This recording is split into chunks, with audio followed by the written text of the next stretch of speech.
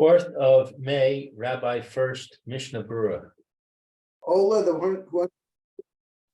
one who is reading has to stand. Right. So those are the people who are they're required, according to minhag law, that they have to stand. But other people, since the Sefer Torah is resting in its place, it's on the bima, on the shulchan, they're not obligated to stand. Okay. I was told at one point that since there are sections of the Torah we're required to stand for, in order to not say that one part is more important than the other, that's why we stand all the time. I stand during all the Laining, because I was told that since there are parts you have to stand for, Aseret Dibros, Right. you shouldn't make that part, that's not more important than the rest of the Torah. So you should stand for one part of it, you should stand for all of it. Right. So I believe we learned that Mr. Brewer, I think, has mentioned that. Maybe it's mentioned here. We'll see if it's mentioned here. If not, it might have been mentioned previously. I've forgotten offhand exactly where it was mentioned, but the Mr. Brewer does bring that as a svara, a consideration. Why?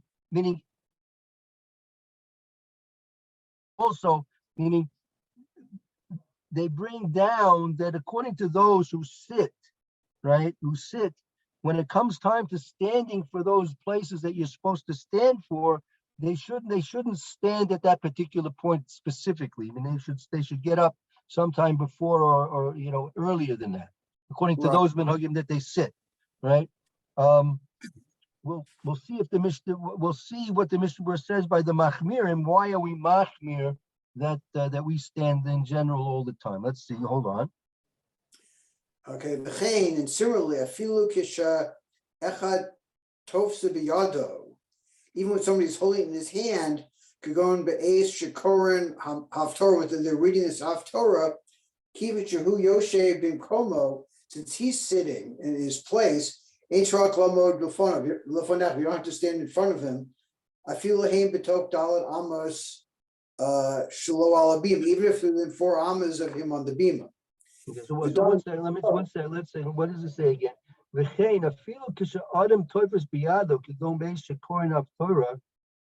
if a person, this person is sitting. He's sitting with it. He's holding it during the Haftarah. You go and shoe Yoshev Mimkomo, meaning he said he ain't sorach. You don't. Nobody else has to stand before it. I feel him toch dalet amas. Shalom abin. If he's within 2 dalet amas of the bima. Now, but what about if? I always was wondering. What about if it's standing? This, like for example, Birkas HaChodesh, when the Shatz takes the Sefer Torah and he's holding it by the bima. But everybody's standing for Birkas HaChodesh at that point. Yeah, but that's right. They're standing for that, right? But let's say, I mean, first of all, do you have to stand for Birkas HaChodesh? Could be. People, I agree. That's what people do. People do it. I do it. Everyone seems to do it, right? But I'm not sure if you have to do it. Could be that since the Sefer Torah is standing, it's not sitting in its place. That's why we're standing for Birkas HaChodesh. Oh, so because exactly. The Mishnah Berura is bringing here a case where the Sefer Torah is being held and the person holding it is sitting down, right? So it's in its place at that point. Right, but he's not really going into the question about if it's standing, it's being held standing up stationary. Sure. Right? So that I'm not 100%. I know the minhag is when because the Chodesh they stand up. Is it because they stand up because the Sefer Torah is going to be held and they're standing up for the Sefer Torah, or they're standing up because it's Birkas HaChodesh? I don't know. Good question. Don't know the answer to that either. Okay, so we'll keep our eyes and ears open to try and get an answer to that. Okay, and Daw, you should know to be Asian no seeing osa that was Sefer Torah chayav lamod lefanecha. You're supposed to stand before it tikase me'enov until it's left your eyes. You Yeah, can't like, see it? I mean, until it's now literally like hidden from your eyes, meaning it's basically out of sight. Okay. Oachi yagia hamolichu limkomo, or until the person who's carrying has gotten to its place. V'afilu smicha al ezeh davar aser. Right? Even if you want to lean on something, meaning if you're obligated to stand for it, you can't lean, because leaning is like sitting. The smicha kashib, because like leaning is like sitting. Right. Beis shekorim b'Torah, at the time they're reading the Torah, b'shas amiras baruch hu, at the time the Ola says baruch hu, v'anias baruch Hashem hamavorach, v'kuli amatzrichen lamod, everybody has to stand. Dehu davar shebekdusha, because this is davar shebekdusha. V'yesh machmirin v'omdim, and those who are machmirin stand. Kosav hapri chadash v'hagra v'ha'ikar kasbara. The Sforah Rishonim, that's like the Mechaber's opinion, like the first opinion of the Mechaber, that you don't have to stand. Because of the Keinog, that is how we practice. The Bach b'simin kuf mem aleph, because of the Bach writes, the Gam ha Maharam Modeh the Medina Shari, and that the Maharam is Modeh that by din this is preferable, or well, no, it's that according to the law, according to the strict law, Medina, from the strict law, it's permissible. Meaning it's permissible according to the law, right? I mean, again, the Ramah always says machmirim v'oidne, machmirim, right? They don't say that you're required to stand, but they're machmirim that stand, right? So he says he's bringing down the Maram, the Bach brings the Maram, that the law is that it's permissible, meaning it's permissible to sit. That's the law. Ella. Okay. So what's the reason why the machmirim stand? The Sfirale, the Roy Lahader Lamo is fitting. Lahader from like Hitter Mitzvah, Excuse me? Lahader Velamo, Right. is to beautify it. Yeah, it's an embellishment of the mitzvah to stand. Okay. Like with Esrog, you have a Hitter Mitzvah by Esrog, Hitter Mitzvah, right? Right. Nation Sarech Adam La'alos Bedaito Kisha Shomea Kriya repeat Hakore Kilkibil also Shab Har Sinai.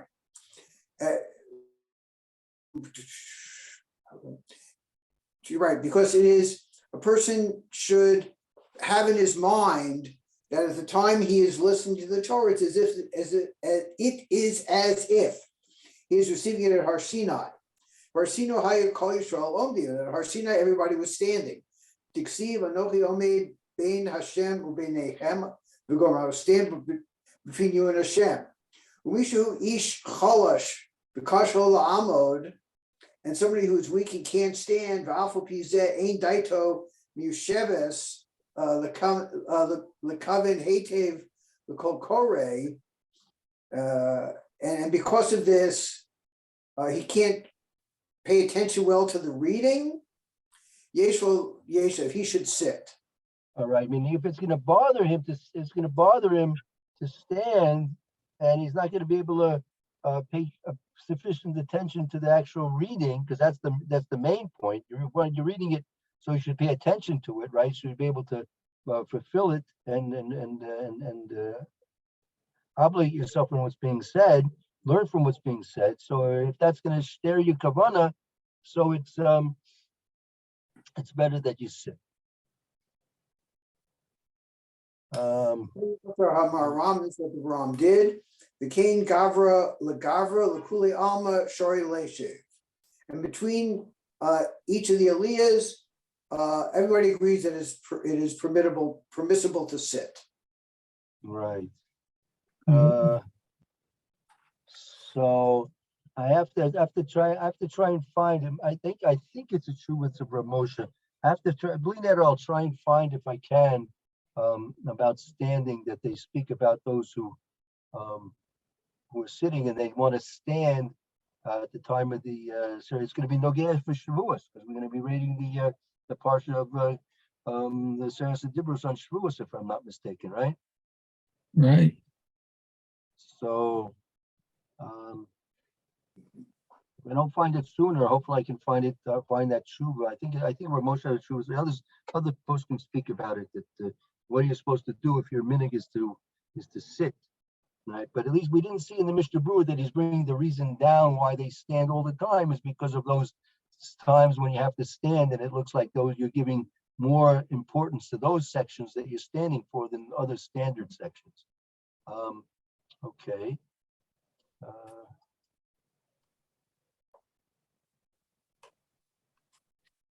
Right. Okay, that brings us to.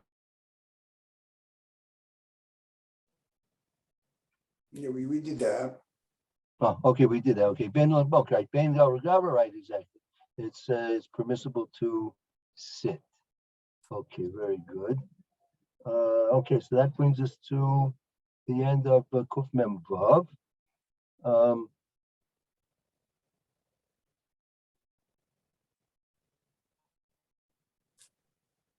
Let's go on now to Kuf Mem Zayin. We have, we have time. Yeah, very good. We have some time. Okay, Dine Glila Sefer Torah, the din of raising the Sefer Torah. Okay, so Asur La'echso Sefer Torah Arun below Mipachas. It is Asur to grab the Sefer Torah, I guess barehanded, without some sort of a cloth or something between them. Right.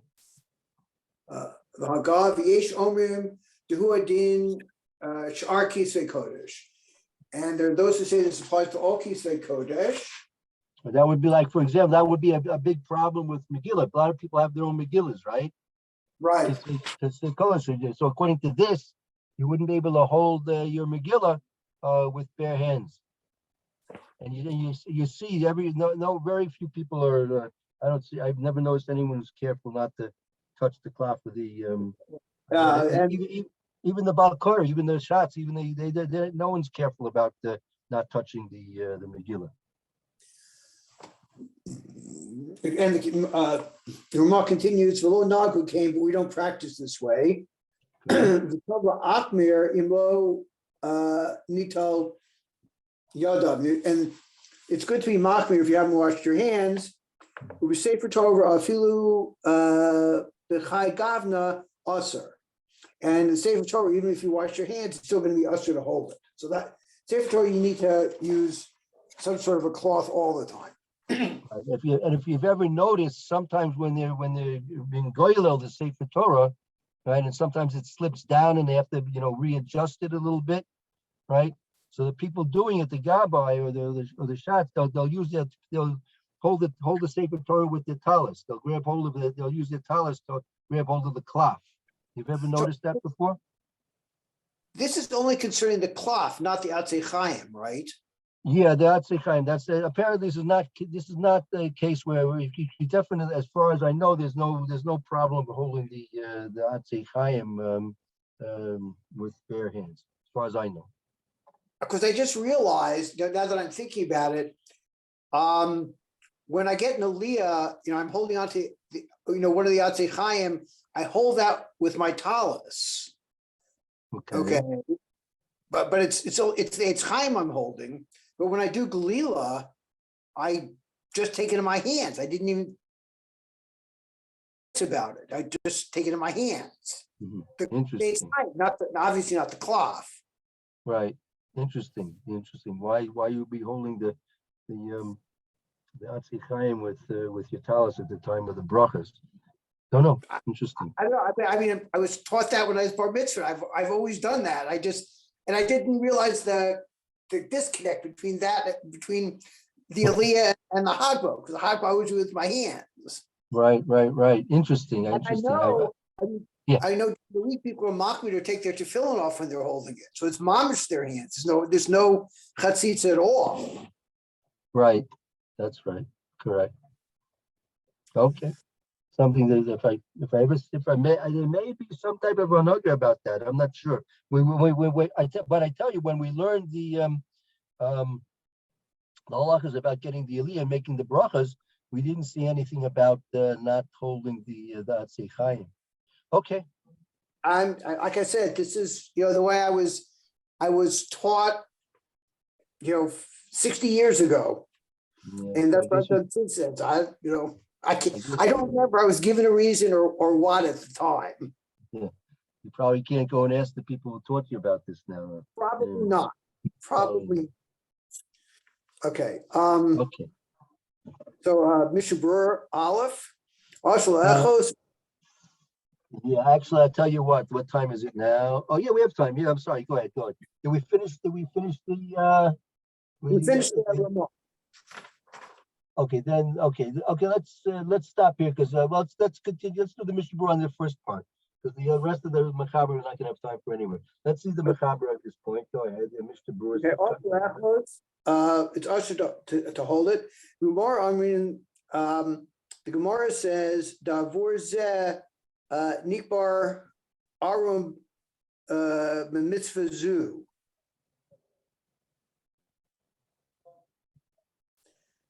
If he does this, I was once asked a question because it's sometimes this person had asked me the question. They were misquoting him, the Gemara. They was misquoting. They were said if a person holds a Sefer Torah, they're going to bury him has v'sholom without clothes, right? So he heard that that day. He had obviously held the Sefer Torah for some reason with his hands, and someone misquoted this Gemara to him and said if the person who holds the Sefer Torah with his hands, they bury him without clothes. So I showed him the Mishna Berura. It says here the correct quote of the Gemara is the Gemara I'm reading. In the Gemara it says the oiver zeh, a person who's over, he transgresses and he holds the Sefer Torah with his bare hands. Nikbar arum mitzvah zu. He's buried naked from this mitzvah, meaning the hainu. He says the hainu she'ein lo skar oser mitzvah. He doesn't get the reward for this mitzvah. Okay. If he's going to be doing Galila, and he does it barehandedly and touches the Sefer Torah, so he's not going to get rewarded for this mitzvah. That's what the Gemara means. Okay, so I'm asking the question then that the person who does Galila is lifting the Atzei Chaim. He's never touching the cloth, the chlal. Right. So what's the issue? What is the Mishna Berura talking about? Okay, so I mean, what's the Gemara talking about? Really, what's the Gemara really talking about? Fine. Right. Okay. Did they not used to have Atzei Chaim and people would do it by hand? I'm not sure. Right. So I'm also not exactly clear. First of all, we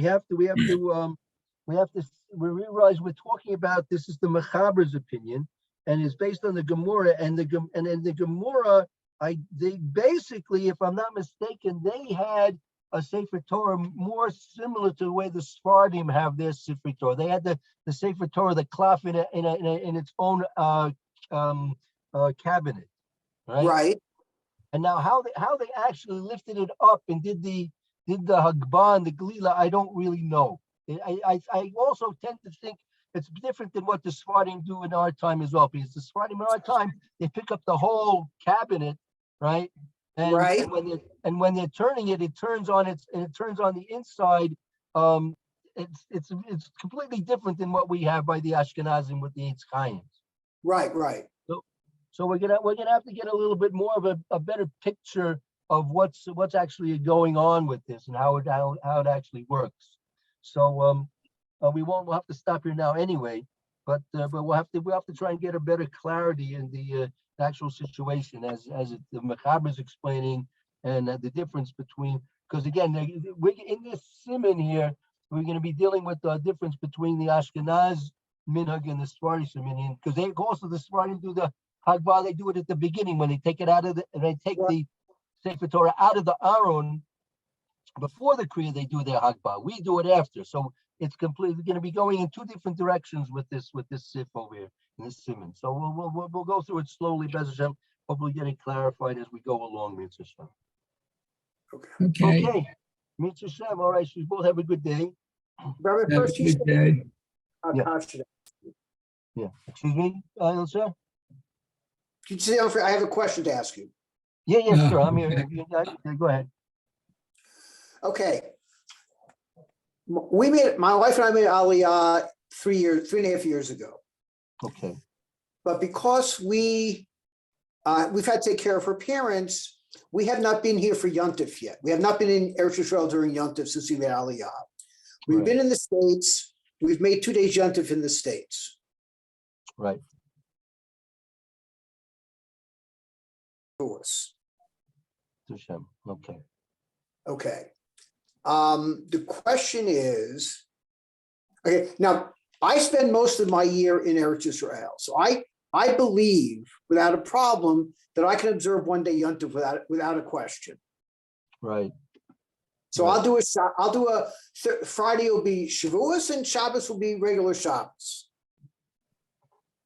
Okay. Right. My wife, however, because of her parents, still spends most of her time in the States. Mm-hmm. But she will be here for Shavuos with me. What is her status? Can she do 1 day Yontif also?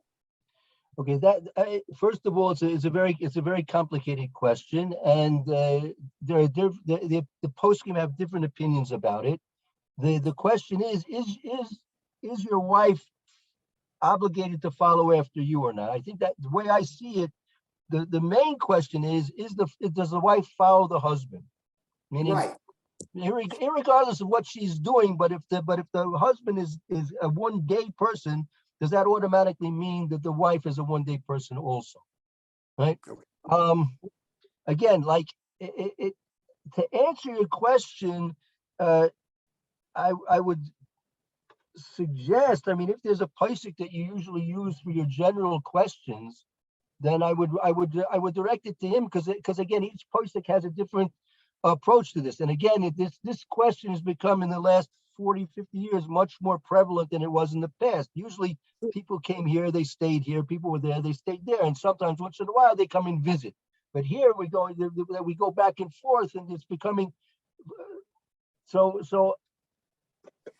first of all, it's a bigger question than I'm prepared to answer. That's number one. If you want it between you and me, it's because it's dealing with brachas, it's dealing with malachas, it's dealing with serious, very serious things. And since there are so many opinions, right? And between you and me, Rav Scheinberg Zechron Baruch, he was very machmir, very machmir. He said, personally, everybody keeps 2 days until they're mamish here without any possibility of ever going back, right? He was very, very machmir, right? There are other posting which are more makeable, right? There are opinions that are based on opinions in the Achronim, the Chasam Sofer, and earlier sources as well. So the poskim, basically all the poskim have Almei Yislo, who you can rely upon, right? It's only as I see it for you personally. If you know, to pick and choose your posik based on the shilas, so that you could do that. A lot of people frown upon that, but if if you have a posik which you're usually comfortable and familiar with asking shilas, so I think that would be the person to direct it to. That's fine. I'll ask the question. No problem. Okay, I'd be interested to know what the psak is, by the way, just for my own.